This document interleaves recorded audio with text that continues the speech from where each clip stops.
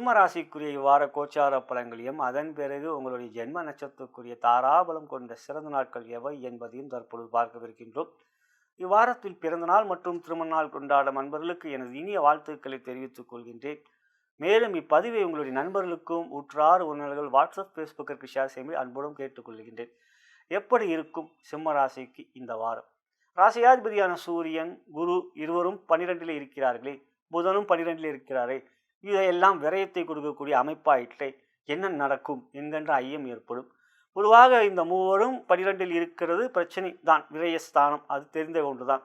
ஆனால் 11ஆம் இடம் என்கின்ற மிதுன ராசியிலே ஒரு கிரகம் இருந்தால் அந்த ஒரு கிரகத்தால் இந்த 3 பேருமே வேதஸ்தானத்தில் இருக்கிற கிரகத்தால் அந்த கெடுபலங்களை செய்வதை தடுக்கப்படும்.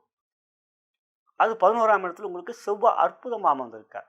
அதே போலதான் செவ்வாய் அதே போலதான் எப்படி செவ்வாய் தடுக்கிறாரோ, சனி உங்களுக்கு 8ல் இருக்கும் பொழுது அதுவும் வக்ரமா இருக்க, அது ஒரு வகையில் நன்மை. கெட்டவன் கேட்டிருக்கும் நன்மை.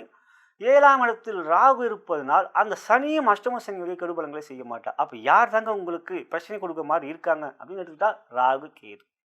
கேது குழப்பத்தை தருகிறார், ராகு உறவுகளிடம் பிரிவுகளை தருகிறார். கேது பொறுத்து அழுத்தத்தை கொடுக்குறார். ஒரு மாதிரியான அழுத்தம், மன வருத்தம், ஒரு மாதிரியான ப்ரெஷர் இருந்துக்கிட்டே இருக்குது எந்த ஒரு விஷயத்திலும். இப்போ சுக்கரன் வேற உங்களுக்கு 2ல் நீச்சமாக இருக்கார். சுக்கரன் 2 நீச்சமாக இருக்கார். எனவே பண விஷயத்தில் டென்ஷன் ஏற்படும்.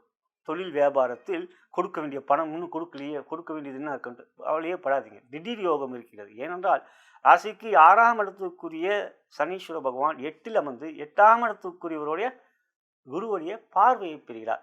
இந்த வாரம் கிரகணமும் இருக்கின்றது. அதுதான் சூரிய கிரகணம் 12ஆம் தேதி. ஆக கிரகண நிலையில் உங்களுடைய ராசியாதிபதி இருக்கிறார். இவையெல்லாம் கவனத்தில் கொள்ள வேண்டும். தொழில் வியாபாரத்தில் இந்த வாரம் கொடுக்கல் வாங்கல், பண பரிவர்த்தனை போன்றவற்றை நிதானம். அரசாங்க சம்பந்தப்பட்ட விஷயங்கள், வருமானம், இன்கம் டேக்ஸ் போன்றவற்றில், ஜிஎஸ்டி போன்றவற்றில் தொழில் வியாபாரத்திற்கு எச்சரிக்கையாக இருக்க வேண்டும். அஜாக்கிரதையாக இருக்கக்கூடாது. வருமானம் உங்களுக்கு லாபத்து செவ்வாய் அமர்வு இருக்கும்.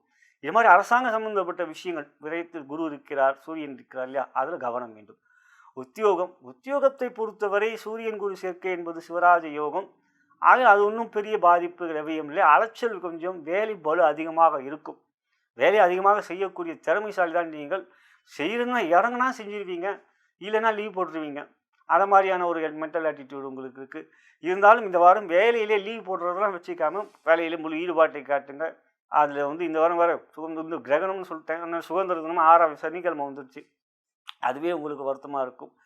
அந்த மாதிரி பார்க்கும் பொழுது இந்த வாரம் உத்தியோகத்தில் பெரிய அளவிலே பாதிப்பு எவையும் இல்லை. குடும்பத்தை பொறுத்தவரை ராசியிலே கேது குழப்பத்தை கொடுக்கின்ற சூழ்நிலை. 7ல் ராகு வேறு, கணவன் மனைவியிலே சின்ன பிரச்சனைகளை கொடுத்து கொண்டிருக்கிறார். ராசியாதிபதியும் 12ல் இருக்கிறார். ஆகையால் குடும்பத்தில் கொஞ்சம் விட்டு கொடுத்து செல்ல வேண்டிய வாரமாக தொடர்கின்றது. இந்த வாரம் உங்களுக்கு தொடர்கின்றது. ஆரோக்கியம் பொறுத்தவரை 6ஆம் இடத்தை குரு பார்க்கிறார், சூரியன் பார்க்கிறார். அழுத்தம் தான், மன பிரச்சனை தானே ஒழிய உடல் நலத்தில் எந்த விதமான பிரச்சனைகளும் இல்லை. இந்த வாரம் எந்த ஒன்றுக்கும் இந்த மனதிலான கேதுவால் ஏற்படுகின்றது அழுத்தம்.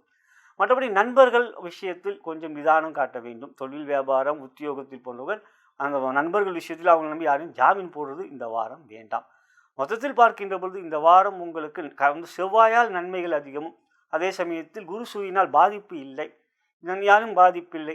7ல் இருக்க ராகு மற்றும் ராசியில் இருக்க கேதுவால் தான் துர்க்கை வழிபாடு, கணபதி வழிபாடு செய்வதன் மூலம் இவை பிரச்சனைகள் தவிர்க்க முடிய ஒரு சூழ்நிலை உருவாகும்.